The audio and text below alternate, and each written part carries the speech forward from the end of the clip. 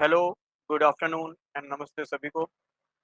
आज से लेकर आए हैं नया चैप्टर, नया टॉपिक, द गैसियस स्टेट। ठीक है? तो ये जो चैप्टर है गैसियस स्टेट, ये इम्पोर्टेंट रहेगा, चाहे आप लैब असिस्टेंट जो बीएससी वाले पद आए थे, चाहे आप एनवायरमेंटल सुपरवाइज़र की तैयारी कर रहे हैं या फिर जो लैब असिस्टेंट के बाद में 18 पद आए हैं, उसकी तैयारी कर रहे हैं। ठीक है? इसके अलावा मैं बता देता हूँ आगे बढ़ने से पहले, हमारे जीएस के सेशंस ऑलरेडी चल रहे हैं। उसके अलावा मैथमेटिक्स के सेशन चल रहे हैं। जीएस का सेशन आप जानते हैं, वो लैब असिस्टेंट हो, एनवायरमेंटल सुपरवाइज़र हो, उन सभी में कॉमन टॉपिक है, प्लस मैथमेटिक्स भी कॉमन टॉपिक है। और मैथमेटिक्स आप जानते हैं कि लैब असिस्टेंट के अलावा आरओ, यूकेपीएससी अपर, लोअर सभी में पूछा जाता है। ठीक है? तो ये जो मैथमेटिक्स और रीजनिंग का पोर्शन है, ये आप सभी को हेल्प करेगा उन एग्ज़ाम्स में। तो इसको भी अपना तैयार करते हुए चलें, ठीक है? और ज़्यादा से ज़्यादा वही कहूँगा, क्वेश्चंस सेशंस के बाद लगाइएगा, जितने ज़्यादा क्वेश्चंस प्रैक्टिस करेंगे, उतनी ही आपकी कन्फ्यूज़न दूर होगी, ठीक है ना? और उतना ही कहते हैं माइंडसेट अच्छा-सा डेवलप होगा, ठीक है? तो प्रैक्टिस मोर क्वेश्चंस, तो शुरू करते हैं, नया टॉपिक द गैसीय स्टेट, गैसीय अवस्था, ठीक है? हमारे जो सेशन है आपको पता है, वो हिंदी और इंग्लिश दोनों में ही चल रहे हैं, ठीक? जिससे ना ही हिंदी माध्यम वाले बच्चों को दिक्कत आए और इंग्लिश वाले बच्चों को तो दिक्कत आएगी नहीं, क्लियर है? तो सबसे पहले गैस अवस्था से पहले हम अब तक ठोस अवस्था, सॉलिड स्टेट और द्रव्य अवस्था, लिक्विड स्टेट पढ़ चुके हैं। तो एक बार इनकी बेसिक प्रॉपर्टीज़ को मैं आपसे जल्दी से डिस्कस करता हूँ। आप सभी जानते हैं, जो सॉलिड होते हैं, उन सभी के पार्टिकल्स, है ना, बहुत टाइटली पैक्ड होते हैं और अब तक हमने पढ़ा है फोर्स ऑफ अट्रैक्शन, आकर्षण का बल। तो हम जानते हैं, सॉलिड के पार्टिकल इस तरीके से अरेंज्ड होते हैं कि उनमें आकर्षण का बल, that means force of attraction बहुत ज़्यादा होता है। ये कुछ बेसिक सी बातें, और आपको पता है हर चैप्टर पढ़ने से पहले हमने एक बेस तैयार किया है ना? हर चैप्टर पढ़ने से पहले एक हमने बेस तैयार करा है, तो वही बेस मैं इस चैप्टर के लिए भी तैयार कर रहा हूँ। देखो, क्लास 1 बहुत ही ईज़ी रहती है, आपको लगेगा ये तो सब हम जानते हैं, इसमें हम क्या पढ़ें, ठीक है? बट आपको पता है क्लास 2 क्लास 1 पे ही डिपेंड होती है, क्योंकि हम क्लास 1 में बेस ही तैयार कर रहे होते हैं, ठीक है? तो बेस तैयार करने के बाद हम आगे बढ़ते हैं, ठीक? तो सबसे पहले ये सॉलिड, जिसको आप ठोस से जानते हैं, इसके बाद जानते हैं लिक्विड होगा, तो इनके बीच का स्पेस आपको बढ़ता हुआ दिखाई देगा, ठीक है? ये जो स्पेस है वो बढ़ता हुआ दिखाई देगा और आपको दिखाई देगा कि जो लिक्विड है, द्रव्य है, उसमें पार्टिकल ऑफ मैटर, जो पदार्थ के कण हैं, उनके बीच में रिक्त स्थान है ना? खाली स्पेस है, जिसको हम कह रहे हैं लिक्विड। और इसके बाद इसको हम द्रव्य कह रहे हैं, और इसके बाद हम जानते हैं गैस अवस्था, जहाँ पार्टिकल के बीच में बहुत ज़्यादा स्पेस होता है। तो हम इसी गैस अवस्था को पढ़ने जा रहे हैं, ठीक है? इसके बाद मैं आपको कुछ जनरल प्रॉपर्टीज़ और बता देता हूँ और डिस्कस करता हूँ। 1 मिनट दीजिएगा बस। हाँ जी। तो सबसे पहले, यदि आपके पास सॉलिड है, तो हमने देखा था इसमें फोर्स ऑफ अट्रैक्शन की बात करूँ, है ना? आकर्षण के बल। तो फोर्स ऑफ अट्रैक्शन, जो आकर्षण का बल है, वो सबसे ज़्यादा किसमें होता है? सॉलिड में होता है। देन उसके बाद लिक्विड में होता है। देन इसके बाद गैस में होता है। ठीक है? तो सॉलिड में आकर्षण का बल सबसे अधिक, देन लिक्विड में, और सबसे कम गैस में होता है। क्यों? क्योंकि पार्टिकल दूर-दूर है। इसके अलावा हमने क्या पढ़ा था कि जैसे-जैसे हम तापमान बढ़ाते हैं, तो हम ठोस को द्रव्य में बदल देते हैं। तापमान बढ़ाने पर ठोस को हम द्रव्य में बदल देते हैं, और तापमान बढ़ाऊँ तो यही द्रव्य गैस में बदल जाएगा। फिर तापमान घटाने पर कोई भी गैस लिक्विड अवस्था में आ जाता है, और यदि मैं तापमान और घटाऊँ, तो वह लिक्विड फिर से सॉलिड बन जाता है ना? तो हमने देखा था जैसे-जैसे तापमान बढ़ाते हैं, टेम्परेचर बढ़ाते हैं, तो काइनेटिक एनर्जी भी बढ़ती है, गतिज ऊर्जा भी बढ़ती है। On increasing the temperature kinetic energy also increases, because kinetic energy is dependent on the temperature. हमने इसके लिए कुछ बेसिक फॉर्मूला भी देखा था कि जो हमारा काइनेटिक एनर्जी होता है, ये 3/2 ऑफ केबीटी होता है। याद है? ठीक है? तो 3/2 ऑफ केबीटी होता है। ये सब मैंने आपको शुरू की क्लासेस में ऑलरेडी बताया था। 3/2 और केबी है बोल्ट्ज़मैन कांस्टेंट, जो कि आप जानते हैं एक पार्टिकल के लिए निकाला जाता है। ठीक है? तो काइनेटिक एनर्जी एक पार्टिकल की होती है 3/2 केबीटी। तो 3/2 और केबी जो है कांस्टेंट है, तो आप देखेंगे जो काइनेटिक एनर्जी है, गतिज ऊर्जा है, ये समान अनुपाती है तापमान के। तो यही बात मैं आपसे यहाँ कहना चाह रहा हूँ। जैसे-जैसे आप तापमान बढ़ाएँगे, गतिज ऊर्जा बढ़ेगी, काइनेटिक एनर्जी बढ़ेगी। काइनेटिक एनर्जी बढ़ेगी, तो आप जानते हैं पार्टिकल का मोशन, गति होना शुरू हो जाएगा, है ना? मोशन होना शुरू हो जाएगा, और जैसे ही पार्टिकल मोशन करेंगे, तो ये एक-दूसरे से दूर भागना शुरू हो जाएँगे, और जैसे-जैसे ये दूर भागेंगे, तो आपको पता है भई सॉलिड है, पार्टिकल दूर-दूर भाग गए, तो ये लिक्विड में आ गया। और फिर ये लिक्विड के पार्टिकल, इनका टेम्परेचर बढ़ाएँगे, तापमान बढ़ाएँगे, गतिज ऊर्जा बढ़ेगी, इनका गति बढ़ेगा, जिसकी वजह से पार्टिकल और दूर पहुँच जाएँगे, ये गैसीय अवस्था में आ जाएगा। क्लियर है? तो ये बेसिक सी बात है, ये मैंने आपको हर ये कॉमन टॉपिक है जो मैंने आपको सॉलिड स्टेट, लिक्विड स्टेट और अब गैस स्टेट में भी पढ़ा रहा हूँ, ठीक है। बट इसके अलावा कुछ हम जो है ना गैस की कैरेक्टरिस्टिक्स जान लेते हैं, गुण जान लेते हैं, ठीक है। गैसेस के कैरेक्टरिस्टिक्स, जिसको हम गुण भी बोलते हैं, कैरेक्टर, ठीक है, कैरेक्टरिस्टिक्स, ये भी जान लेते हैं। क्या क्या कैरेक्टरिस्टिक्स होते हैं, ये हम बचपन से पढ़ते हुए आ रहे हैं और हम भली बात ही जानते हैं। सबसे पहले अगर मैं बात करूं शेप और वॉल्यूम की, ठीक है, शेप या फिर मैं वॉल्यूम की बात करूं, तो आप क्या जानते हैं सभी कि गैस की कोई फिक्स शेप नहीं होती है, नो फिक्स शेप, इनका कोई भी फिक्स शेप नहीं होता है ना। ना ही इनका जनरली कहूं नो फिक्स वॉल्यूम, ना इनका फिक्स कोई वॉल्यूम होता है, ठीक है ना, जिसको हम डेफिनेट वॉल्यूम भी कहते हैं। इनका कोई भी डेफिनेट वॉल्यूम, फिक्स वॉल्यूम नहीं होता है। ये बेसिक से गैस की बात जानते हैं। इसके अलावा हम ये भी जानते हैं कि गैस को जिस भी आकार में आप डाल दोगे उसी वही आकार वो ले लेता है, ठीक है ना। जिस तरह का गुब्बारा होता है और जनरली उसमें जैसी गैस भरोगे वैसी गुब्बारा जो है शेप ले लेता है। ये बेसिक सी कुछ बातें जो हम ऑलरेडी जानते हैं। इसके अलावा है कंप्रेसिबिलिटी, कंप्रेसिबिलिटी, इसको हम कहते हैं संपीड़नशीलता, है ना। संपीड़ित है होती है कि नहीं, तो हम जानते हैं जैसे जैसे हम प्रेशर अप्लाई करते हैं, ऑन इंक्रीजिंग प्रेशर, तो हम जानते हैं गैस की कंप्रेसिबिलिटी भी बढ़ना शुरू हो जाती है। इसके पीछे हमने कुछ एक्सपेरिमेंट ऑलरेडी छोटी क्लास से देखे होते हैं। हम जानते हैं पिस्टन है, पिस्टन लगा दिया, ठीक है, अब यहाँ पे भरी है गैस, यहाँ पे भरी है गैस, ठीक है, ये पार्टिकल ज़्यादा क्लोज़ हो गया, कोई बात नहीं, इसको थोड़ा दूर-दूर कर दीजिए, ठीक है। तो ये गैस भरी है, अब जैसे-जैसे मैं यहाँ पे प्रेशर बढ़ाऊँगा, प्रेशर का मतलब दाब बढ़ाऊँगा, तो दाब बढ़ाने पे होगा क्या, आप सभी को पता है, ये पार्टिकल जो है क्लोज़ आना, पास-पास आना शुरू हो जाएँगे, है ना? पास-पास आना शुरू हो जाएँगे, तो भई पास-पास आ गए।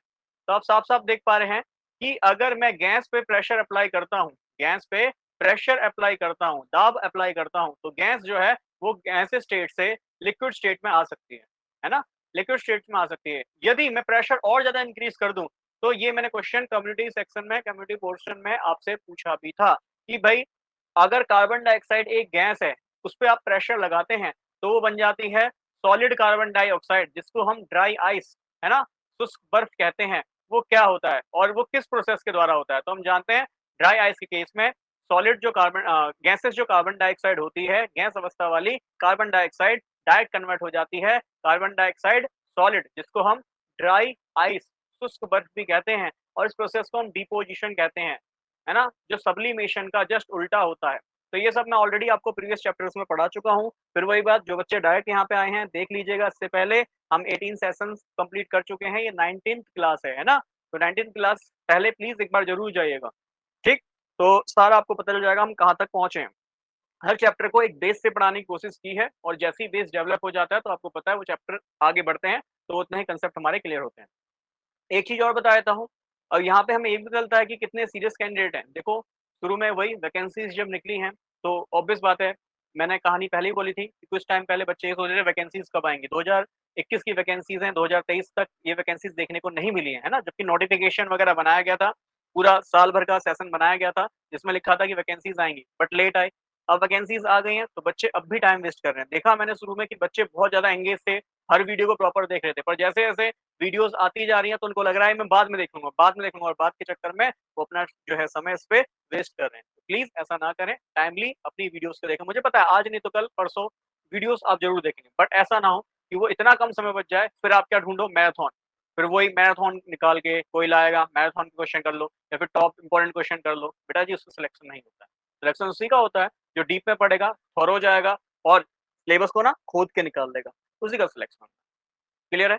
तो ऐसे इन चीज़ों में मत पढ़ें, सिलेबस कंप्लीट करें, ठीक है? एनसीईआरटी पढ़ने का मन करता है, वो पढ़ें। ऐसे ही जीएस का पोर्शन है, बेशक लग रहा है 100 मार्क्स का एग्जाम है, पर पढ़ने के लिए बहुत कुछ है।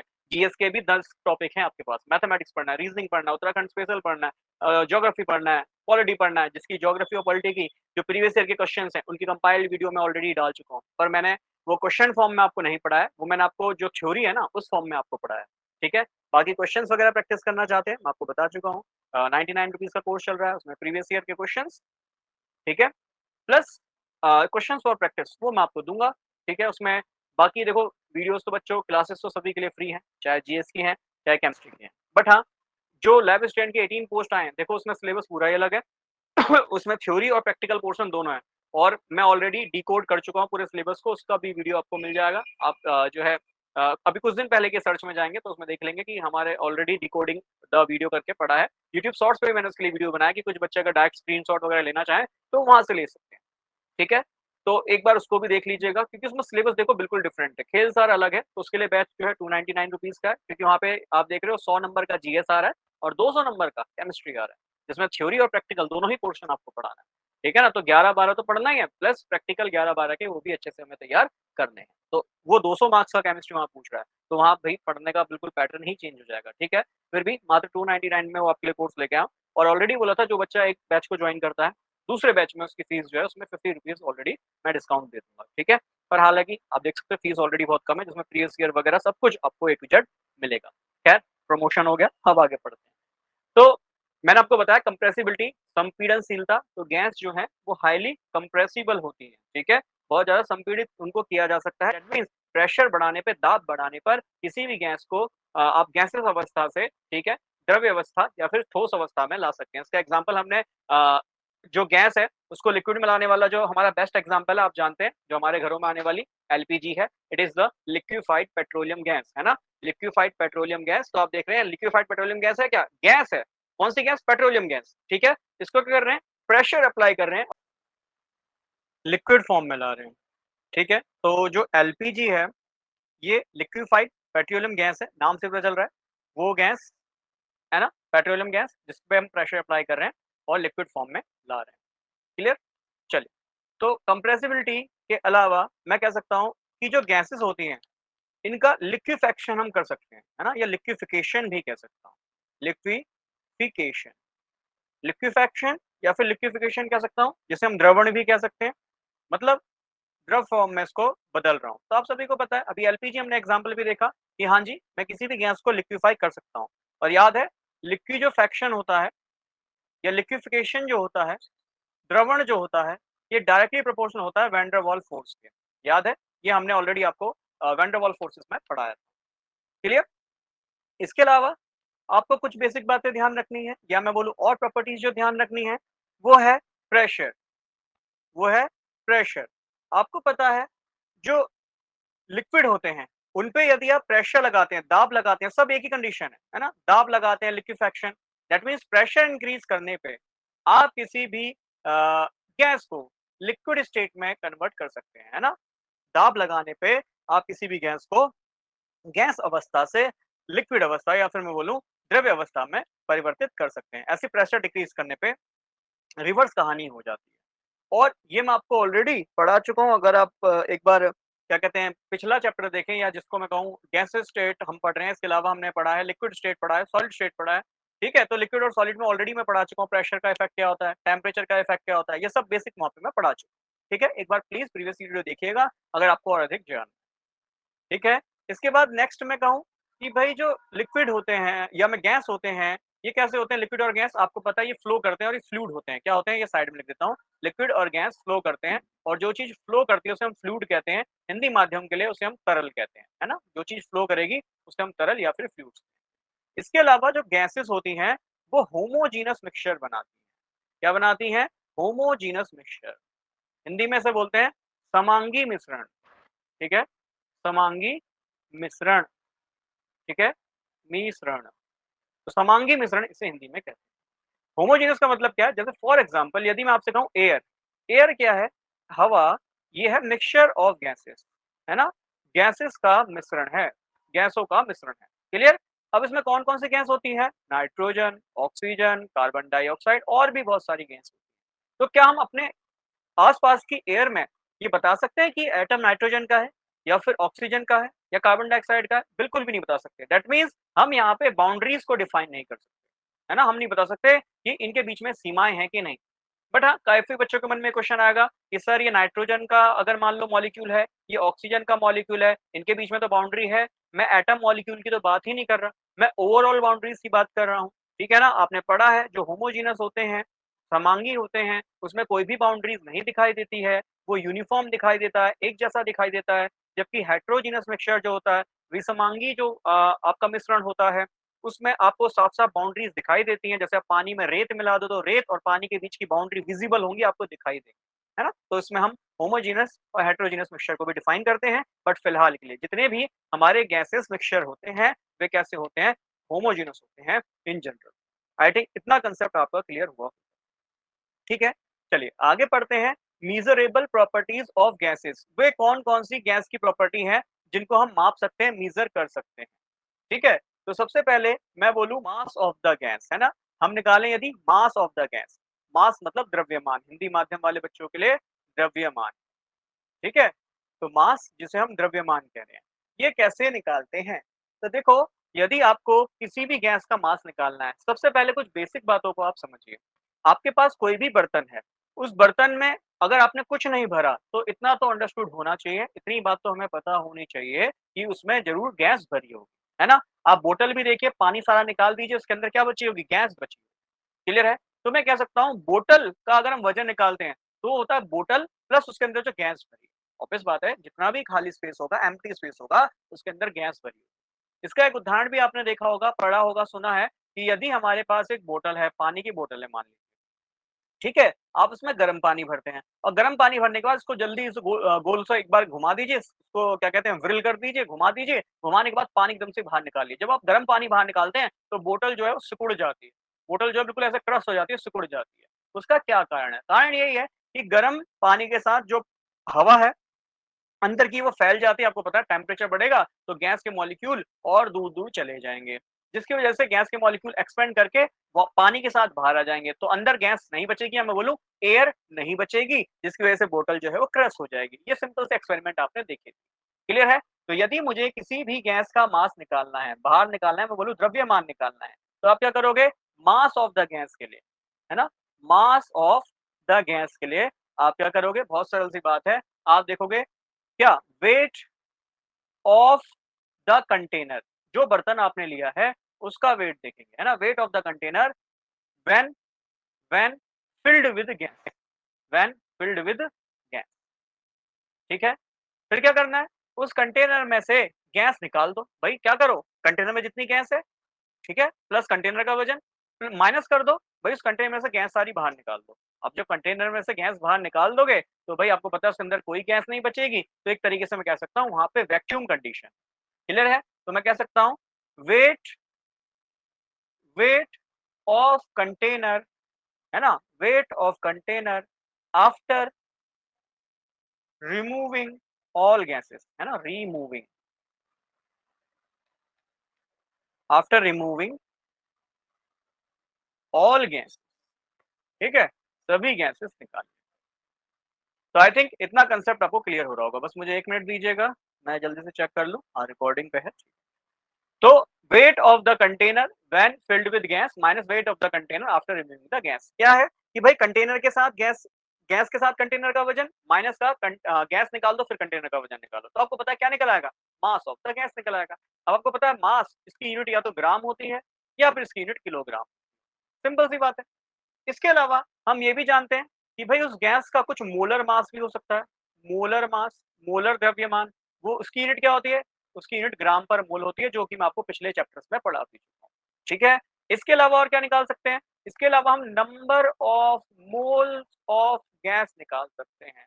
Number of mole of gas, ये बराबर क्या होता है? ये बराबर होता है वेट, है ना? वेट, या जिसको हम गिवन मास भी कह देते हैं इन सिंपल, हमें दिया गया वजन, अपॉन में इसे हम कह देते हैं मॉलिक्यूलर मास। ठीक है ना? आणविक द्रव्यमान कितना है, मॉलिक्यूलर मास कितना है। तो नंबर ऑफ मोल को यदि मैं एन से दर्शाता हूँ, एन से ही दर्शाते हैं, तो गिवन मास को मैं छोटे डब्ल्यू से और मॉलिक्यूलर मास को मैं बड़े एम से, कैपिटल एम से दर्शाता हूँ। तो ये इसका सिंपल सा फॉर्मूला होता है, number of mole of gas बराबर weight of the gas upon में मॉलिक्यूलर मास या molecular weight of the gas. बहुत सरल सी बात है, बहुत सिंपल सा ये याद करने का लिए फॉर्मूला है। क्लियर? अच्छा, नंबर ऑफ मोल का क्या यूनिट बनेगा? तो आप सभी को पता है वेट की यूनिट ग्राम होती है और मॉलिक्यूलर वेट की यूनिट अभी लिखी है, ग्राम पर मोल होती है। ठीक है? ग्राम से ग्राम कट जाएगा तो आपको पता है नंबर ऑफ मोल, इसकी यूनिट क्या होती है? मोल ही होती है। क्लियर है? और नंबर ऑफ मोल, जिसको हम अमाउंट ऑफ द सब्सटेंस भी कहते हैं, नंबर ऑफ मोल को अमाउंट ऑफ सब्सटेंस भी कहते हैं। ठीक है? अमाउंट ऑफ सब्सटेंस, कि कोई भी सब्सटेंस अगर आपके पास है तो उसकी कितनी मात्रा है, इसको हम नंबर ऑफ मोल की टर्म में निकालते हैं। और आपको पता होगा कि नंबर ऑफ मोल, ये अगर मैं बात करूं नंबर ऑफ मोल की, अगर वजन की बात करूँ किलोग्राम की, टाइम की बात करूँ सेकंड की, लेंथ की बात करूँ मीटर की, ये सब फंडामेंटल यूनिट होती हैं, ठीक है ना? ये सब फंडामेंटल यूनिट होती हैं और जो फंडामेंटल यूनिट होती हैं, मूलभूत जो इकाई होती हैं, आप सभी जानते हो 7 होती हैं, है ना? 7 इंटरनेशनल यूनिट होती हैं, ठीक? जिसमें आप जानते हैं मास की यूनिट किलोग्राम, लेंथ मीटर में निकालते हैं, टाइम सेकंड में निकालते हैं, ल्यूमिनस इंटेंसिटी को कैंडेला में निकालते हैं, मास को किलोग्राम में निकालते हैं, नंबर ऑफ मोल को या अमाउंट ऑफ सब्सटेंस को मोल में निकालते हैं, है ना? तो ये सब फंडामेंटल क्वांटिटी होती है और इनसे जो क्वांटिटी बन के निकलती है जैसे ग्राम और मोल इनवर्स, ये 2 क्वांटिटी हैं जो कि फंडामेंटल क्वांटिटी है। इनसे मिलकर एक जो क्वांटिटी बनी इसको हम कहते हैं ड्राइव्ड क्वांटिटी, है ना? ये फिजिक्स में भी आप पढ़ रहे होंगे बट फिलहाल के लिए मैं इसमें यहाँ पे इतना ही बता रहा हूँ। क्लियर? इसके बाद सेकंड हम क्या निकाल सकते हैं? किसी गैस का वॉल्यूम निकाल सकते हैं। किसी गैस का वॉल्यूम या बोलूँ तो आयतन निकाल सकते हैं, ठीक है? तो हम किसी भी गैस का वॉल्यूम या फिर आयतन निकाल सकते हैं। ज़रा समझिए कि वॉल्यूम को हम पहली बात किसमें निकालते हैं? या तो हम वॉल्यूम को लीटर्स में निकालते हैं, अगर लीटर में निकाल रहे हैं तो कॉमन अंडरस्टैंडिंग है कि मिलीलीटर में तो निकाल ही लेंगे, क्लियर? या फिर इसको हम length, breadth, height metre cube में भी निकालते हैं। क्यों निकालते हैं? क्योंकि जनरली हम अगर लेंथ की बात करें, लंबाई की बात करें तो हमें पता है लंबाई एक बीमा वाली होती है, वन डायमेंशनल होती है, तो लंबाई को जनरली हम मीटर में नापते हैं। ऐसी चौड़ाई है उसको भी मीटर में नापेंगे, ऊंचाई है उसको भी मीटर में नापेंगे, क्लियर? तो length, breadth, height one dimensional होती है। इसके बाद हमारे पास होता है एरिया जिसको हम क्षेत्रफल कहते हैं।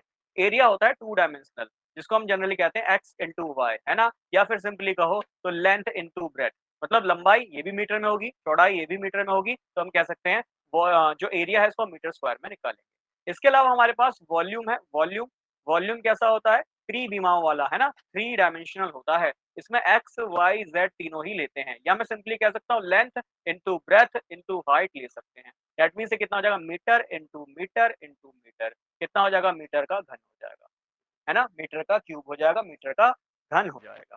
तो वॉल्यूम कैसा होता है? 3D होता है। तो वॉल्यूम का सबसे सिंपल फॉर्मूला जो बनता है, वो ये बनता है क्या कि लेंथ गुणा ब्रेथ गुणा हाइट। तो वॉल्यूम को जनरली हम मीटर क्यूब में निकालते हैं। बट वॉल्यूम को हम लीटर में भी तो निकाल रहे हैं, तो क्या हम मीटर क्यूब और लीटर को आपस में कन्वर्ट कर सकते हैं? क्या इनका यूनिट कन्वर्जन हो सकता है? तो यस, हो सकता है। यदि मान लो मेरे पास एक ऐसा बर्तन है, ऐसा कंटेनर है जिसकी लंबाई 1 मीटर है ना? उसकी चौड़ाई 1 मीटर, उसकी ऊँचाई 1 मीटर है। मतलब 1 मीटर लंबाई वाला, 1 मीटर चौड़ाई वाला, 1 मीटर ऊँचाई वाला। यदि मेरे पास कोई पानी का बर्तन है, ठीक है? तो उसमें हमेशा 1000 लीटर पानी आएगा। कितना पानी आएगा? 1000 लीटर पानी आएगा। फिर इसके बाद हमें कुछ और यूनिट कन्वर्ज़न यहाँ पे ध्यान रखने चाहिए।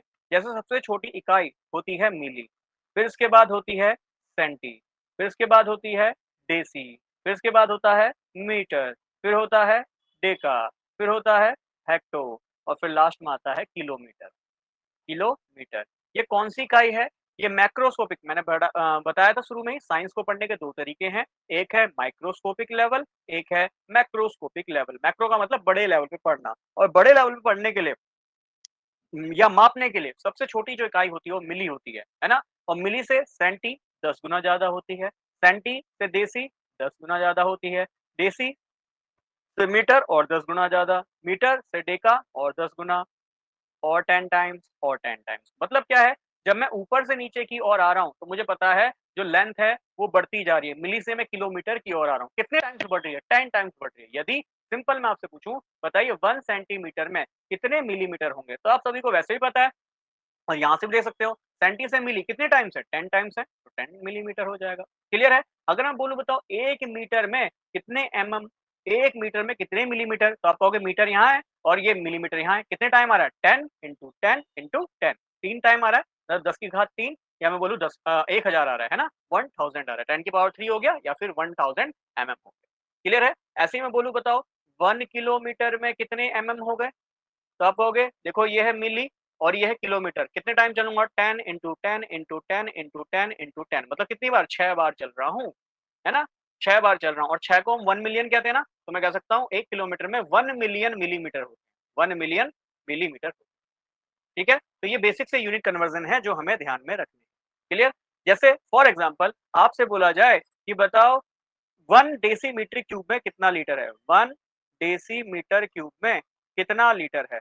तो आप इसका यूनिट कन्वर्जन बहुत सरल रूप से जानते भी हैं कि 1 डेसीमीटर क्यूब में 1 लीटर होता है। अदरवाइज़ आप यहाँ से करके भी देख लो, ये है डेसी, ये है मीटर। तो 1 मीटर में कितने डेसीमीटर होते हैं? तो आप कहोगे सर 10 डेसीमीटर होते हैं। देखो हीरा मीटर, हीरा डेसी 10 टाइम्स है, 10 होता है। तो बस ऊपर वाले फॉर्मूले में मीटर की जगह 10 डेसीमीटर, 10 डेसीमीटर गुणा में 10 डेसीमीटर रख दीजिए। ठीक है ना? ये वो यूनिट कन्वर्जन है जो हम सॉल्यूशन चैप्टर में भी पढ़ते हैं। तो 10 इंटू 10 10 1000 हो गया, दोनों साइड कट गया, तो हमें ध्यान रखना है 1 डेसीमीटर क्यूब इक्वल टू कितना हो गया? 1 लीटर हो गया। तो ये यूनिट कन्वर्जन हमें पता होने चाहिए कि भाई 1 मीटर क्यूब कितना होता है? 1 मीटर घन बराबर कितना होगा? 1000 लीटर होगा, 1000 लीटर होगा, 1 metre cube equal to 1000 litre होगा। तो ये चीजें, ये कंसेप्ट हमें ध्यान में रखने हैं क्योंकि वॉल्यूम ऑफ द गैस हमें कई बार निकालना पड़ेगा। ठीक है? तो आई थिंक इतने कांसेप्ट्स आप सभी को क्लियर हो रहे होंगे। ठीक है? आगे बढ़ते हैं। वॉल्यूम सीखा, अब हम क्या प्रेशर ऑफ द गैस भी निकाल सकते हैं कि गैस पे कितना दाब लग रहा है? गैस पे कितना दाब लग रहा है, कितना प्रेशर लग रहा है, क्या हम ये भी निकाल सकते हैं? हाँ जी, निकाल सकते हैं। तो प्रेशर कैसे निकालते हैं? पहली बात, प्रेशर होता क्या है? तो दाब क्या होता है? It is force per unit area, मतलब बल प्रति क्षेत्रफल को हम क्या कहते हैं? प्रेशर कहते हैं। ठीक है? फोर्स एफ हो गया, एरिया क्षेत्रफल ए हो गया। तो प्रेशर कितना होता है, दाब कितना होता है? फोर्स पर यूनिट एरिया होता है। क्लियर है? अब सबसे पहले ये निकालते हैं, कुछ बातों को और समझते हैं, कुछ और टर्म्स को और समझते हैं, फिर हम निकालेंगे प्रेशर। ठीक है? सबसे पहले समझो, हम सभी जानते हैं हमारे चारों ओर गैस भरी है। मैंने बताया ना, जितनी भी खाली जगह हमारे चारों ओर मौजूद है, उसका मतलब हमारे चारों ओर गैस के पार्टिकल्स मौजूद है। क्लियर है?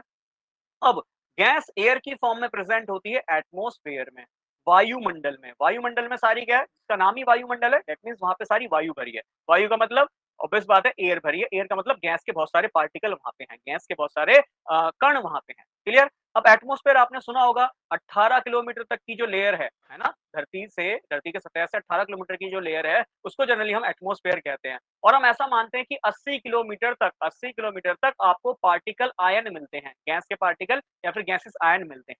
क्लियर? अब समझो, गैस का एक पार्टिकल का कुछ तो वजन होगा, पर हमें पता है गैस के एक पार्टिकल का तो बहुत बहुत बहुत कम वजन होगा, इतना कम वजन होगा हमें पता भी नहीं चलेगा।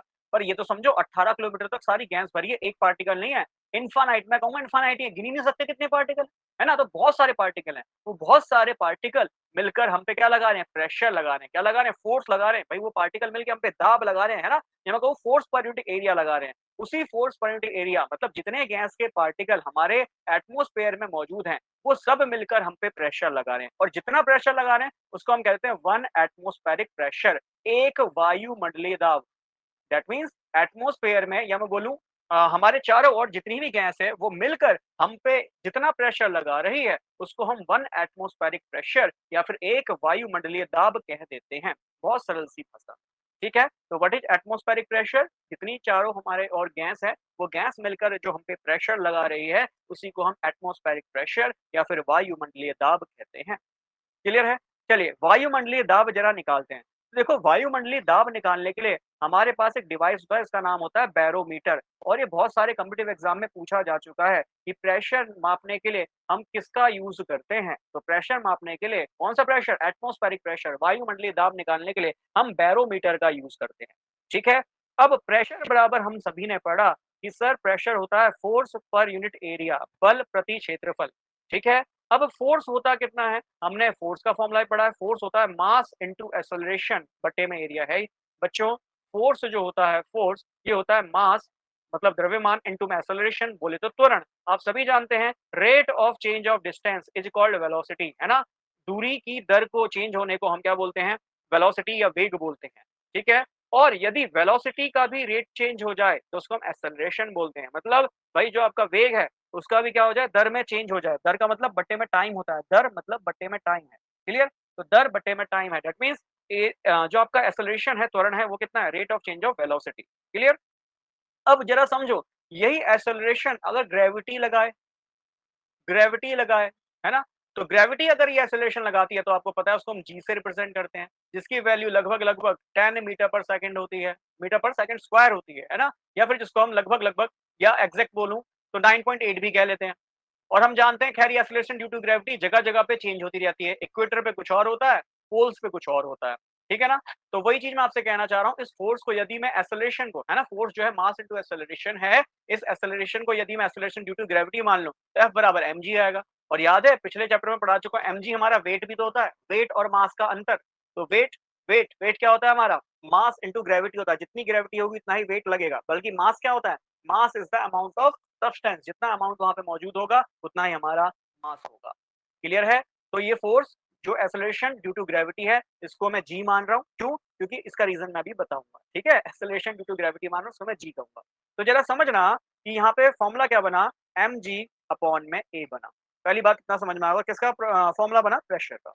अब जरा कुछ बातों को और समझिएगा, अगर मैं इसी फॉर्मूले में एच से मल्टीप्लाई कर दूं और एच से ही डिवाइड कर दूं, तो इसमें कोई बड़ी बात नहीं गई, एच से मल्टीप्लाई एच से डिवाइड कर दिया तो आपको पता है कुछ फर्क नहीं पड़ने वाला, ठीक है? एच क्या है यहाँ पे, हाइट है। एच क्या है, हाइट है, ऊंचाई है। क्लियर?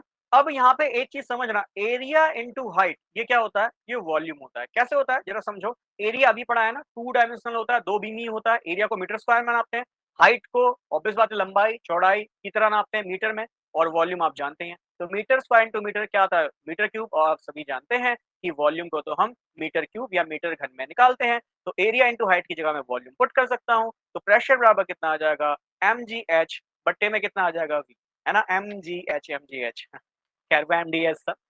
तो यहाँ पे प्रेशर जरा समझो कितना निकल के आया, देखो ये एक मास है और इसके बट्टे में यहाँ देखो कितना है, मास है बट्टे में इसका वॉल्यूम है ना, मास बट्टे में वॉल्यूम, और जो मास बट्टे में वॉल्यूम होता है इसी को हम डेंसिटी कहते हैं, घनत्व कहते हैं, है ना। डेंसिटी कितना होता है, it is mass per unit volume, घनत्व कितना होता है, द्रव्यमान बट्टे में आयतन। तो ये मास बट्टे में वॉल्यूम है, इसको मैं डेंसिटी लिख सकता हूँ, डेंसिटी को हम रो से रिप्रेजेंट करते हैं, आर एच ओ, ठीक है, तो ये कितना जाएगा, रो जी एच, तो जो डेंसिटी है घनत्व है वो कितना आ जाएगा, रो जी एच, ठीक है, घनत्व नहीं, प्रेशर जो आएगा, ठीक है, प्रेशर जो आएगा, प्रेशर जो आएगा, दाब जो आएगा वो कितना आएगा, दाब जो है, प्रेशर जो है वो आएगा रो जी एच। क्लियर है? अब कुछ बातों को समझना, हमने कहा बैरोमीटर एक ऐसा डिवाइस है जो कि एटमॉस्फेरिक प्रेशर निकालने के काम आता है। अब जरा समझिएगा बैरोमीटर क्या होता है, ये देखो उसमें एक ना ऐसे उल्टी, आप कह के चलो उल्टी क्या है, ये टेस्ट ट्यूब है, इसको मैं उल्टी टेस्ट ट्यूब कह सकता हूँ, ऐसा समझना। अगर सिंपल से एग्जांपल समझना चाहते हो तो उसको मान के चलो ये क्या है, एक उल्टी टेस्ट ट्यूब। क्लियर है? इस टेस्ट ट्यूब को यहाँ देखो कवर कर दिया पूरा, कवर क्या कर दिया, मतलब ये सारा मरकरी है, कवर नहीं करा, ये मरकरी है, एचजी, मतलब एचजी की फिलिंग कर दी, ये सारा एचजी है, मरकरी, मरकरी पारा, ठीक है, ये पारा है, इसके अंदर मैंने कर दिया उल्टा एक टेस्ट ट्यूब डुबा दिया, ऐसा मान के चलो। क्लियर है? बाकी पूरा सेटअप होता है अच्छा सा, ठीक है, बट समझ लो, ठीक। अब मान के चलो ये मरकरी है, ठीक, अभी मैंने ऐसी कंडीशन ली है कि इस मरकरी पे कोई भी प्रेशर नहीं लग रहा, तो अभी मरकरी आपको देखो यहाँ टेस्ट ट्यूब, उल्टी टेस्ट ट्यूब के यहाँ नीचे दिखाई देगा। क्लियर है? अब धीरे-धीरे मैं इस मरकरी को सी लेवल के पास ले जाऊँ, कहाँ ले जाऊँ? सी लेवल के पास ले जाऊँ, तो ये मरकरी धीरे-धीरे चढ़ने लगेगी इस पे, मतलब क्रीप करने लगेगी, ऐसे चढ़ने, चढ़ने, चढ़ने, चढ़ने, चढ़ने लगेगी। ठीक है? मरकरी यहाँ पे चढ़ने लगेगी। एक टाइम ऐसा आएगा कि जितना प्रेशर लग रहा होगा, उससे मरकरी अपनी मैक्सिमम हाइट को गेन कर चुका होगा, मतलब मैक्सिमम जो ऊँचाई है, उसको गेन कर चुका होगा। मान लो मैक्सिमम ऊँचाई h, क्लियर है? ऊपर ऊपर ऐसी कोई भी जगह, मतलब यहाँ पे कुछ नहीं है, ये वैक्यूम कंडीशन है। वैक्यूम मतलब कोई एयर नहीं। क्लियर है? अब क्या है, ये मरकरी भरा है, ये मरकरी पहले यहाँ पे था, ये धीरे-धीरे राइज़ क्यों करने लग गया? क्यों? जैसे-जैसे हमने वैक्यूम कंडीशन हटाई, तो भई इस पे लगने लग गया एटमॉस्फेरिक प्रेशर, वायुमंडलीय दाब। एक एटमॉस्फेरिक प्रेशर जैसे इस मरकरी पे पड़ा, देखो मरकरी नीचे की ओर दबेगा, तो यहाँ से मरकरी इस कॉलम में फिल होना शुरू हो जाएगा। जो आपने कॉलम लिया है, इस कॉलम में मरकरी फिल होना शुरू हो जाएगा, और धीरे-धीरे जब मरकरी फिल होगा, तो इसकी हाइट कुछ h आ जाएगी। तो हम देखेंगे जैसे ही मरकरी को हम सी लेवल के पास ले जाएंगे, कहाँ ले जाएंगे, सी लेवल है, ऐसा मान के चलते हैं कि सी लेवल पे हम पे मैक्सिमम प्रेशर लगता है। हमने अलग अलग जगह पे माप के देखा होगा, तो ऐसा देखा कि जो सी लेवल है, समुद्र का तट है या समुद्र का जो लेवल है, उस पे जाके जब हमने प्रेशर निकाला, तो पारा अपने लेवल से 76 सेंटीमीटर ऊपर उठ गया। कितना ऊपर उठ गया, 76 सेंटीमीटर, या फिर इसको मैं 760 भी कह सकता हूँ। अभी तो पढ़ाया कि 1 सेंटीमीटर में 10 मिलीमीटर होते हैं, तो 76 सेंटीमीटर में 760 मिलीमीटर हो जाएँगे। तो मैं सिंपल सा कहूँगा, जैसे-जैसे एक एटमॉस्फेरिक प्रेशर पड़ेगा, एक वायुमंडलीय दाब इस मरकरी पे पड़ेगा, तो मरकरी धीरे-धीरे इस कॉलम में चढ़ना शुरू हो जाएगी, और एक बार क्या कर लेगी, अपनी मैक्सिमम हाइट जो कि 76 सेंटीमीटर के करीब है, उतनी हाइट को ये अटेन कर लेगा। और इसको हम किससे नाप रहे हैं? इसको हम बैरोमीटर से नाप रहे हैं। ये बहुत सरल सी बात है जो आपको समझ में भी आ रही है। ठीक है? Barometer is a device which is used to calculate the atmospheric pressure. Barometer वो डिवाइस है जिससे हम वायुमंडलीय दाब को निकालते हैं। कैसे निकालते हैं? पारे की हाइट से। पारा कितना उठ रहा है? और आपको पता है पारा ही क्यों लिया? क्योंकि पारा ऐसा मेटल है जो क्रीप करता है और जनरली सामान्य टेम्परेचर पे, रूम टेम्परेचर पे, है ना, गैस फॉर्म में होता है, ये लिक्विड फॉर्म में होता है। क्लियर है? तो हमने देखा पारा प्रेशर लगने पे 76 सेंटीमीटर उठ जाता है। क्लियर? तो अब वायुमंडलीय दाब कैसे निकालेंगे? तो प्रेशर का फॉर्मूला भी आपने पढ़ा सर, क्या होता है? रो जी एच होता है। क्लियर? अब रो क्या है? डेंसिटी, घनत्व। किसका घनत्व? हम Hg का घनत्व, क्योंकि हम पारे को ले रहे हैं ना, तो पारा का घनत्व ले लेंगे। कितना होता है? 13.86 ग्राम पर सेंटीमीटर क्यूब होता है। क्लियर है? अच्छा, एक्सेलरेशन ड्यू टू ग्रेविटी कितना होता है? 9.8 होता है। मैं लगभग इसको 10 ही मान लेता हूं ताकि कैलकुलेशन में आसानी हो। कैलकुलेशन खैर आप ही कर लीजिएगा। मेन कंसेप्ट बता रहा हूँ क्योंकि एग्जाम में नहीं पूछा जाएगा इसकी कैलकुलेशन। क्लियर है? कितना सेंटीमीटर ऊपर उठ रहा है? तो आप कहोगे सर ये 76 सेंटीमीटर उठ रहा है। क्लियर? ये भी सेंटीमीटर में है, ये मीटर में, इसको सेंटीमीटर में आप कन्वर्ट कर सकते हैं। मीटर है तो आप सभी को पता है मीटर को क्या करेंगे? मीटर को सेंटीमीटर में कन्वर्ट करने के लिए 100 से गुणा कर देंगे तो आ जाएगा 1000 सेंटीमीटर पर सेकंड स्क्वायर। क्लियर है? 76 सेंटीमीटर इसकी हाइट हो गई, ये भी सेंटीमीटर में। अब बस क्या करना है? जो आपका घनत्व है, डेंसिटी है, उसकी वैल्यू रखिए, जी की वैल्यू रखिए, एच की वैल्यू रखिए, तो आपको पता चल जाएगा कि भाई एटमॉस्फेयर कितना प्रेशर लगा रहा है। तो पी की जगह पे आप क्या रखना? ये सारी वैल्यूज को रखना।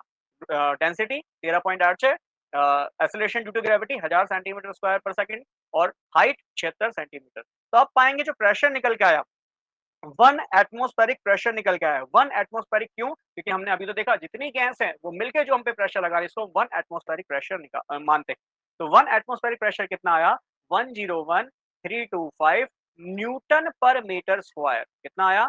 101325 न्यूटन पर मीटर स्क्वायर। कैसे न्यूटन पर मीटर स्क्वायर? तो आप सभी जानते हैं ना भाई, प्रेशर का फॉर्मूला है force per unit area. Force की यूनिट क्या होती है? न्यूटन होती है। एरिया की यूनिट क्या होती है? मीटर स्क्वायर होती है। तो यदि आप इसको सॉल्व करते हैं तो आपका जो प्रेशर है उसकी वैल्यू क्लोज टू कितनी आ जाएगी? 101325 न्यूटन पर मीटर स्क्वायर। और आपको बता दूं कि 101325 न्यूटन पर मीटर स्क्वायर को हम पास्कल भी कहते हैं। तो 1 पास्कल, 1 पास्कल बराबर होता है 1 न्यूटन पर मीटर स्क्वायर। बहुत सरल सी बात। क्लियर है? न्यूटन पर मीटर स्क्वायर को पास्कल भी कह देते हैं, या सिंपली बोलूं तो 1 पास्कल बराबर 1 न्यूटन पर मीटर स्क्वायर होता है। क्लियर है? अब जरा इसको समझिएगा और आगे। इसको मैं 101 लिखूं, पॉइंट यहाँ लिख दूं, 325 लिख दूं। अगर आपको पता है मैंने किसी संख्या में पॉइंट लगा दिया तो 10 की उतनी ही पावर बढ़ जाएगी। 3 के बाद पॉइंट लगाया, 3 पावर बढ़ गई पास्कल। और आप सभी को पता है 10 की पावर 3 को हम 1 किलो कहते हैं। 1 के, है ना? 1 के मतलब 10 की पावर 3। ठीक है? जैसे मैं सोच रहा हूँ कि मेरे भी 1 के हो जाएंगे। ठीक? तो खैर 1 के मतलब यहाँ पे क्या है? किलो। तो 10 की पावर 3 को मैं लिख सकता हूँ कितना? Kilo pascal. भाई 10 की पावर 3 अभी बताया, 10 की पावर 3 को किलो कहते हैं, तो किलो पास्कल। तो भाई 1 एटमॉस्फेरिक प्रेशर जो है उसको हम क्या लिख सकते हैं? 101325 किलो पास्कल भी लिख सकते हैं, 101325 पास्कल भी लिख सकते हैं, 101325 न्यूटन पर मीटर स्क्वायर भी लिख सकते हैं। क्लियर हो गई बात? अब इसके अलावा मैं अगर उसको 5 डेसिमल तक खिसका लूँ, मतलब यहाँ तक पॉइंट लगाऊँ, देखना ज़रा 1.01325 और जब 5 डेसिमल खिसकाए हैं तो 10 की पावर 5 पास्कल हो जाएगा। अब आगे समझना है, जो 10 की पावर 5 पास्कल होता है, ये होता है 1 बार। मैं क्यों ये यूनिट कन्वर्जन करा रहा हूँ? क्योंकि अगर आपके एग्जाम में न्यूमेरिकल वगैरह आते हैं, तो वो इसी तरीके से आएगा, एक को पास्कल में दे देगा, एक को बार में दे देगा और फिर आपको अगर यूनिट कन्वर्जन नहीं आएगा तो बड़ी ही समस्या होगी। इसलिए सीखते हुए चलें। ठीक है? तो ये बना 1.01325।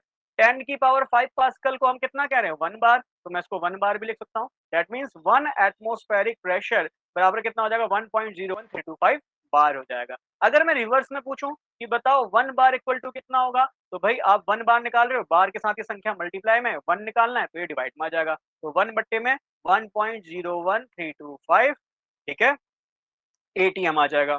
अब इसको निकाल लो तो 1 बार में कितना एटीएम होगा? डिवाइड कर लेना, ये आ जाएगा लगभग लगभग 0.987 एटीएम। ठीक है? तो 1 बार में कितना एटमॉस्फेरिक प्रेशर होता है? 0.987 एटीएम होता है।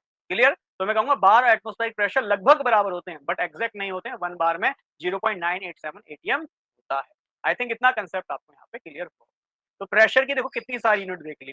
प्रेशर की यूनिट हमने देखी जब हम ऑब्वियस बात है पी बराबर रो जी एच में डेंसिटी रखते हैं 13.8 ग्राम पर सेंटीमीटर क्यूब, हाइट पारे की 76 सेंटीमीटर हो जाती है और साथ में वहां पे जो है एक्सेलरेशन ड्यू टू ग्रेविटी है वो 1000 सेंटीमीटर पर सेकंड स्क्वायर होता है। अगर आप ये वैल्यू को रखते हैं तो प्रेशर आता है 101325 न्यूटन पर मीटर स्क्वायर, जिसको हम पास्कल भी कह देते हैं। फिर हमने किलो पास्कल में भी देखा, फिर हमने देखा 1 एटमॉस्फेरिक प्रेशर कितना है? 1.01325 बार भी है। क्लियर? अब ये तो कुछ यूनिट हो गई जो हम जनरल पढ़ते हैं, इसके अलावा और भी यूनिट होती है। और यूनिट कौन सी होती है जो आपने सुना भी है कि भाई प्रेशर की यूनिट, 1 एटमॉस्फेरिक प्रेशर की यूनिट 760 mmHg होती है। mmHg आपने प्रेशर की यूनिट सुनी है ना? क्यों? कि बैरोमीटर में आप क्या करते हैं, एचजी पारे को 76 सेंटीमीटर या फिर 760 मिलीमीटर उठता हुआ देखते हैं, रेज करता हुआ देखते हैं। क्लियर? अब 1 mmHg 1 मिलीमीटर एचजी बराबर 1 टॉर होता है, ये भी ध्यान में रखना है। तो भाई 760 mmHg बराबर कितना टॉर हो जाएगा? तो मैथमेटिक्स बड़ा सरल है, इधर 760 से गुणा करोगे इधर भी करना पड़ेगा। क्लियर है? तो प्रेशर की ये यूनिट भी बनेगी क्या? 760 टॉर।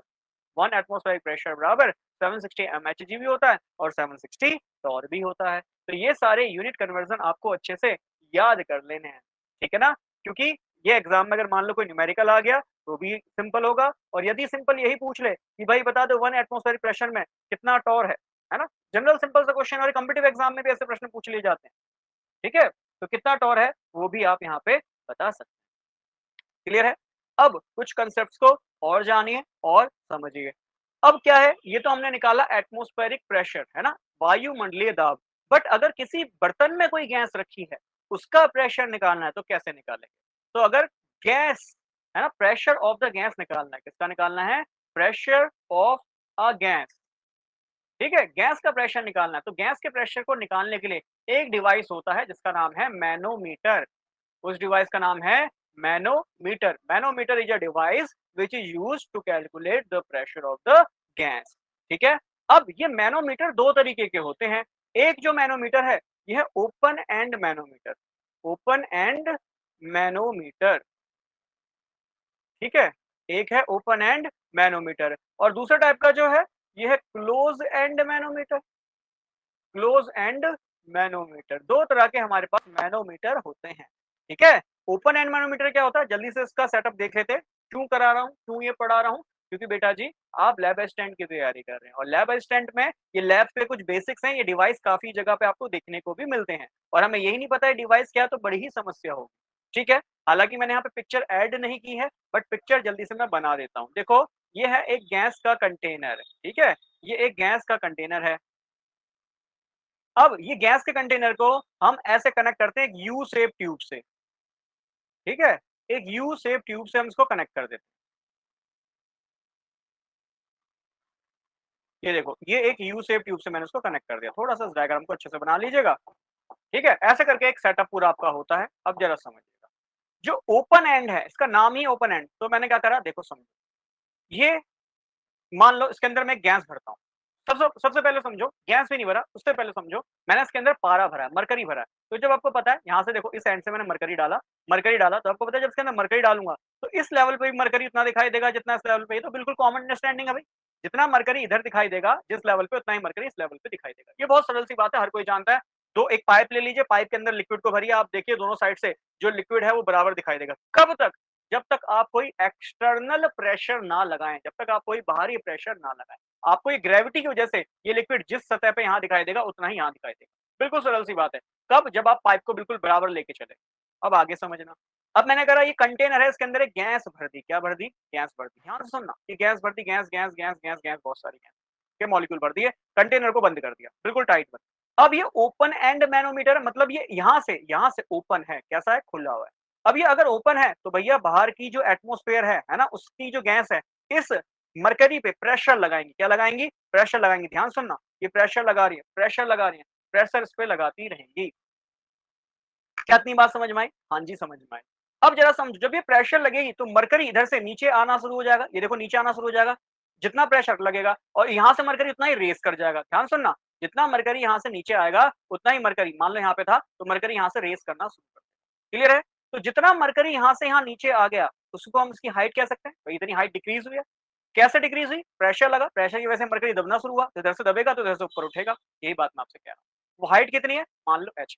अब वो हाइट किस पे डिपेंड करेगा, कितना ये मरकरी दबेगा?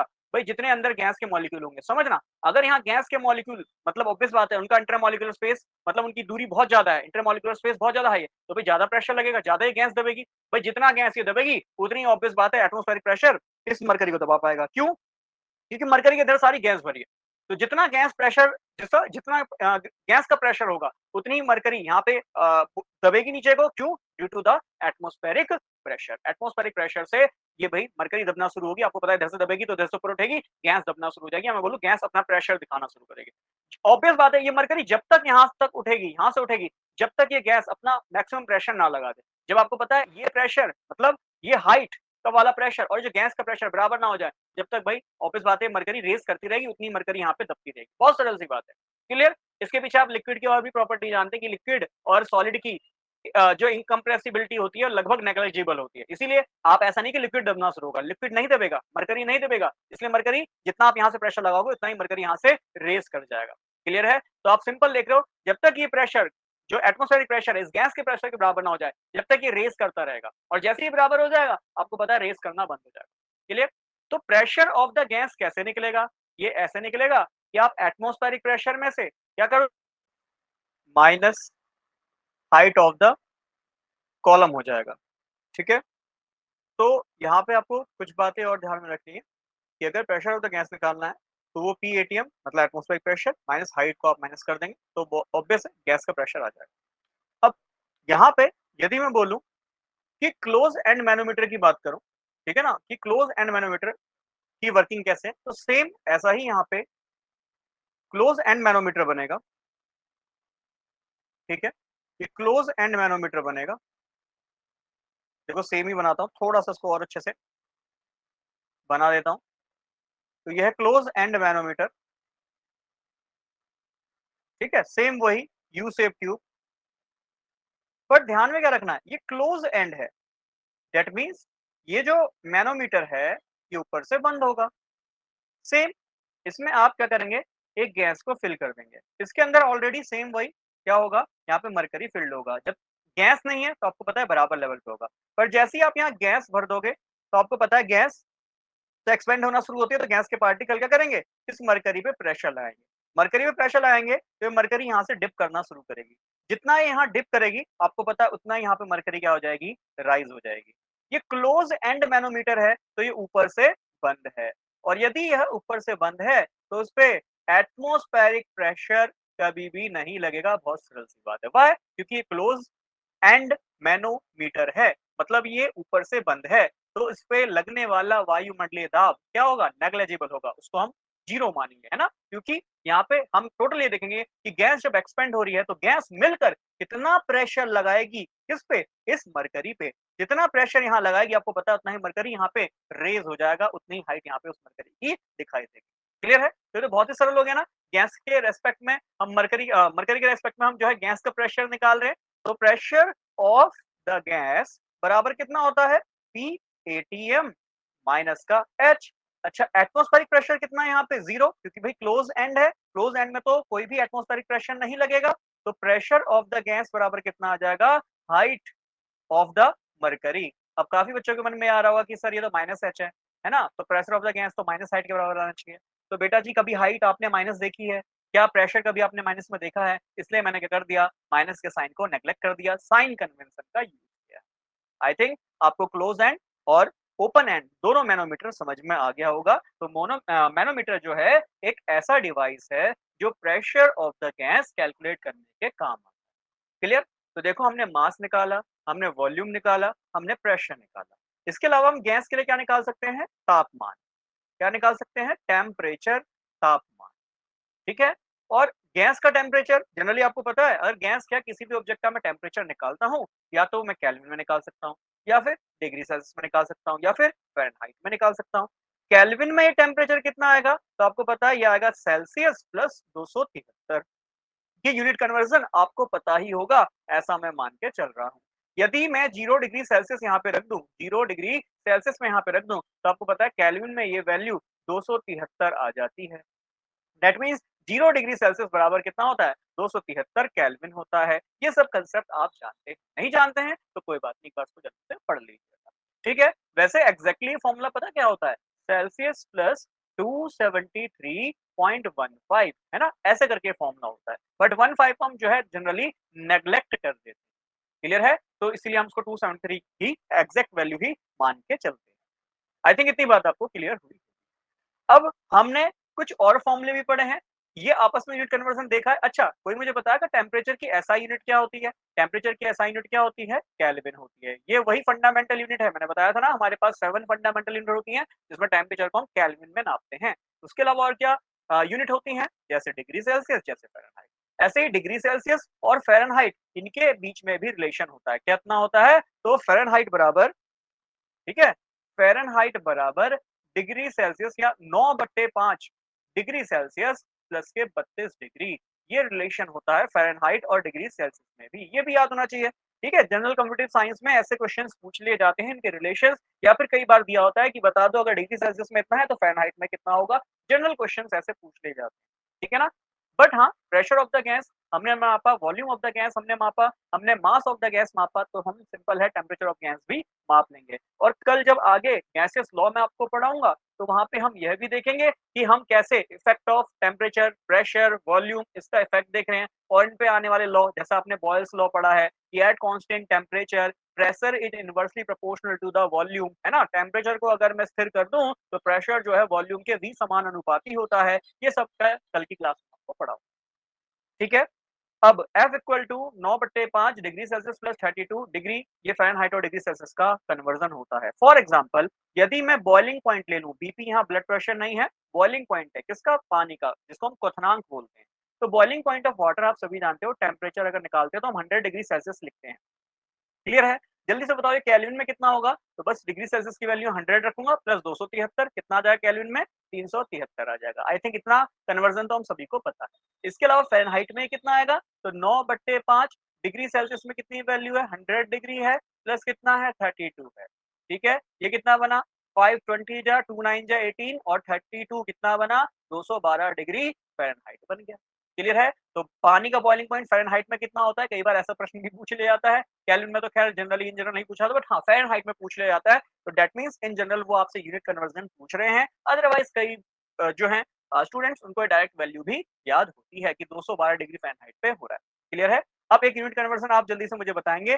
35 डिग्री सेल्सियस बॉडी का मिनिमम टेम्परेचर होता है और 44 डिग्री बॉडी का मैक्सिमम टेम्परेचर होता है। ये बॉडी का टेम्परेचर रेंज है। मुझे जल्दी से इसे केल्विन में और फ़ारेनहाइट में कन्वर्ट करके इसका आंसर मुझे कमेंट में आप लिख के बताएँगे। ठीक है? सही आंसर पे मैं एक प्यारा-सा हार्ट दे दूँगा।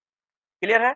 और मैं आपको कुछ बातें और बता देता हूँ। हमारी जो है टेस्ट सीरीज़ हमने चालू कर दी है, ठीक है? उसमें मैं क्वेश्चन्स फॉर प्रैक्टिस देने लग गया हूँ, ठीक? क्वेश्चन्स फॉर प्रैक्टिस मैंने देना शुरू कर दिया है। आज जो टेस्ट है वो 5 पीएम है। आज का टेस्ट 5 पीएम है, ठीक? जो कि एटॉमिक स्ट्रक्चर का होगा। एटॉमिक स्ट्रक्चर का, इसमें टोटल आपको 50 क्वेश्चन्स दिए हैं।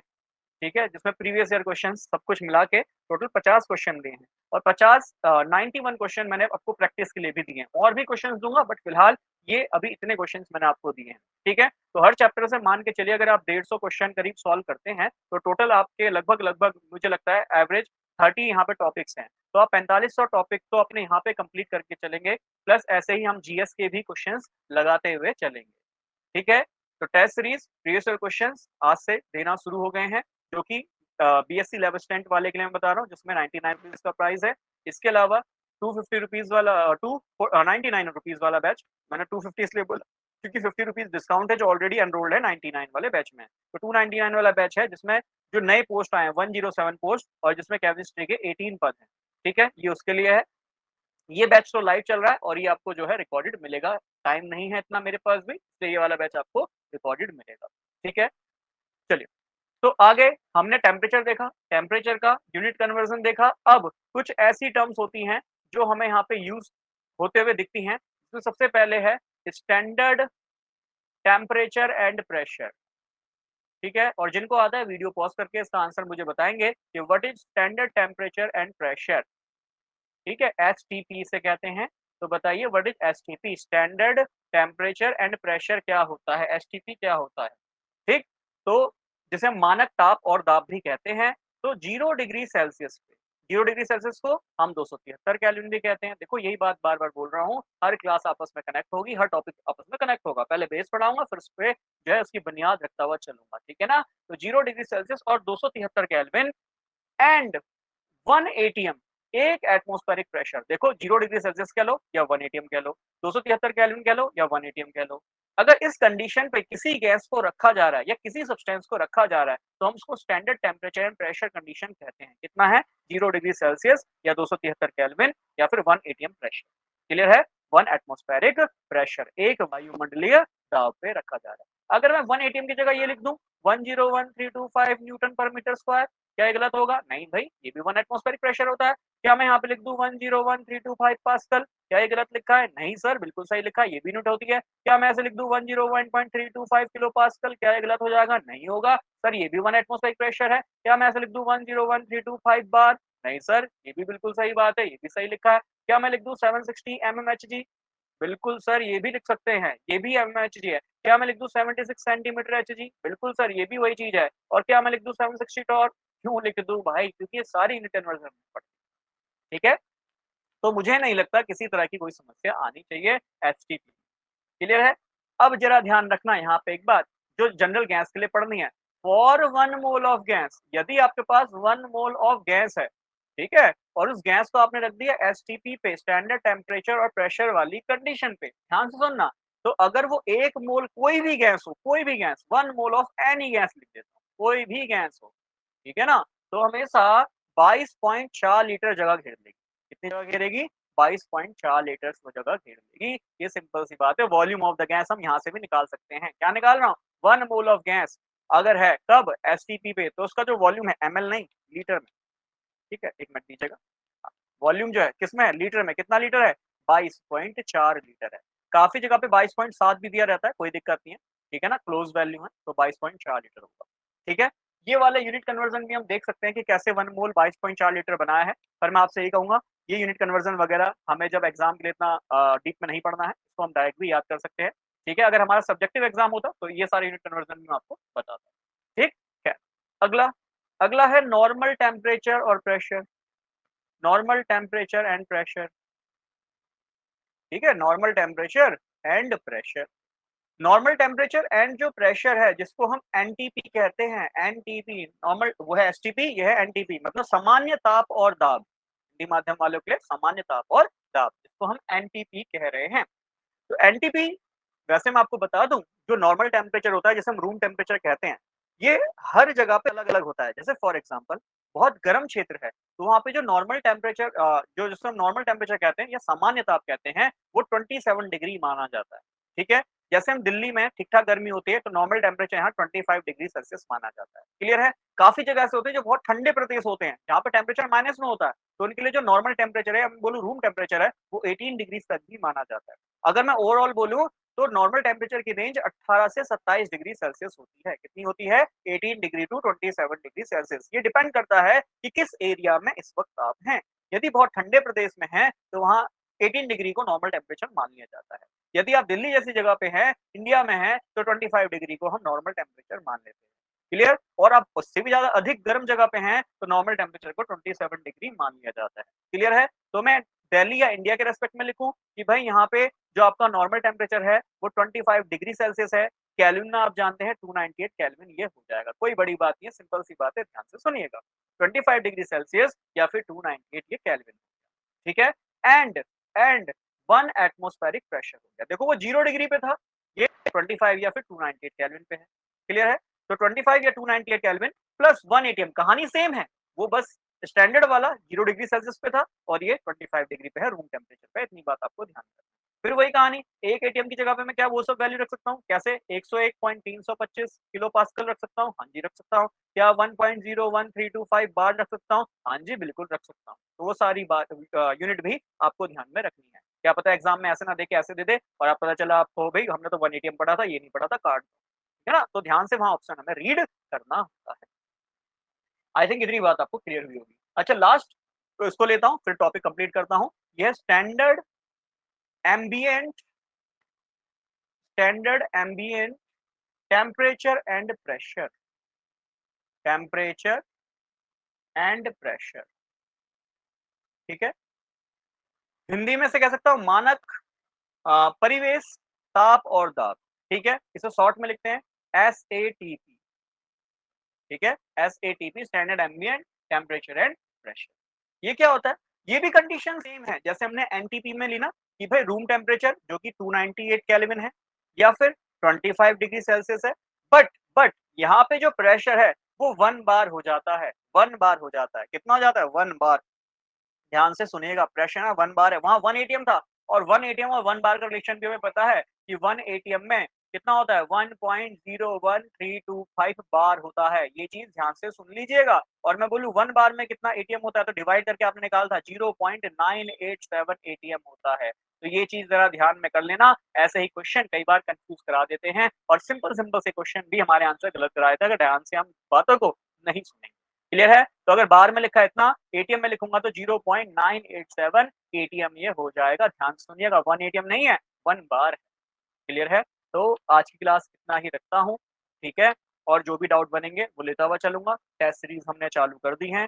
प्रैक्टिस मोर, रिवाइज़ मोर मैंने आपको बताया है एग्ज़ाम बहुत ही जल्द हो सकता है। देखो मेरी संभावना तो यही कहती है कि अक्टूबर एंड तक एग्ज़ाम हो जाना चाहिए। जिस तरह से तेज़ी चल रही है, हर चीज़ चल रही है, अक्टूबर एंड तक एग्ज़ाम हो जाना चाहिए। बट फिर भी अगर डिले भी होता है, उससे पहले भई आप अपना सिलेबस कर लीजिए और धीरे-धीरे जो है बाकी टॉपिक्स को भी पढ़ना शुरू कीजिए। क्लियर है? तो आज क्लास को इतना ही रखता हूँ। Bye bye and take care.